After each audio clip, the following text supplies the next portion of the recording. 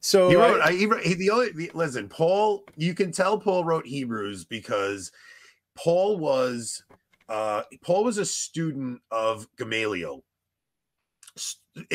Paul was so well versed in the Old Testament that it's amazing that he was the apostle to the Gentiles.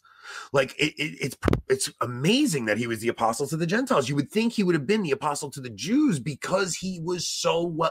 Every single thing that Paul writes, he is citing something from the Old Testament. It's so amazing. So when you read Hebrews, he's really describing the high priesthood of Jesus Christ to the Jews, showing how Jesus is the new temple.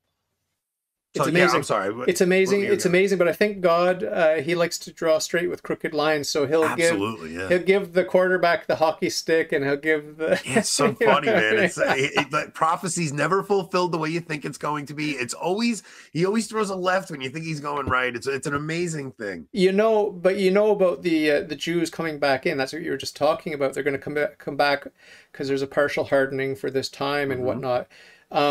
So this is a topic that is very controversial today, which is anti-Semitism like I'm a fan, whether you like it or not. I'm a fan of Nick Fuentes. I just happen to like the guy, but I don't agree with his I don't agree with his politics. I'm a fan of E. Michael Jones. I love E. Michael Jones. I think he's phenomenal. Yeah, but it's just a chemistry I have with certain talking heads, and I find them entertaining and whatever.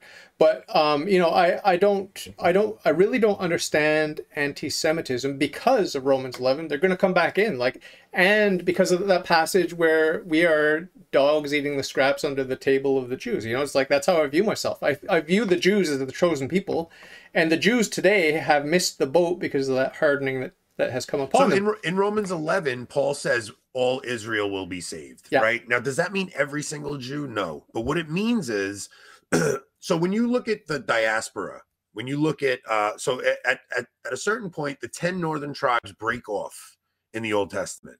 So you have the 12 tribes of Israel and the 10 northern tribes break off. Now, when they break off so much that they get scattered amongst the Gentiles. So much so that they, for all intents and purposes, have become Gentilized. Okay. Now there's prophecies in the Old Testament that God will one day unite his people again. So a lot of Christians will say, where are the lost tribes of Israel? Where are the lost tribes of Israel? Are they this tribe in Papua New Guinea? Are those the lost tribe? No, they were so much integrated with the Gentiles that the only way God could bring them back in was by converting the Gentiles. So in order for God to fulfill his promise to unite all of Israel again, he had to convert the Gentiles. So that's how all Israel winds up being saved.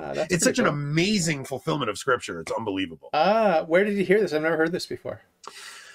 Scott Hahn. And there's actually, if you go to the St. Paul Center, he does a talk on Romans 11 called "Will All Israel Be Saved?" Cool. Very cool. It's one of the listen, I don't care what anybody says. Scott Hahn is the greatest scripture scholar. The way he purveys, I'm not a fan of his writing. I love his talks though, because he explains things in a way that I'm just blown away by. But I'm not crazy about his writing, to be honest. Like I find his books a little boring.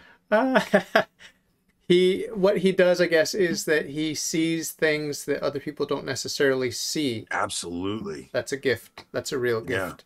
Yeah. If you ever have a chance to check that talk out, Will All Israel Be Saved? It's one of those talks that just, when you realize what God was doing in the diaspora, it's like and that's why Jesus goes to the Samaritans. So the Samaritans are basically just Jewish heretics. So they have the Pentateuch, they have the 5 books of Moses, but they also mix in these other gods.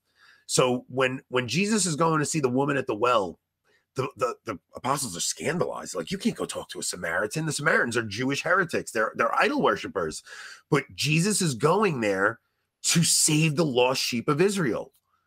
And a lot of people don't pick up on that. He's going there to save the lost sheep of Israel. So they're not considered Gentiles really to him. They are the lost sheep of Israel. That's why he's going to talk to the Samaritans. Yeah.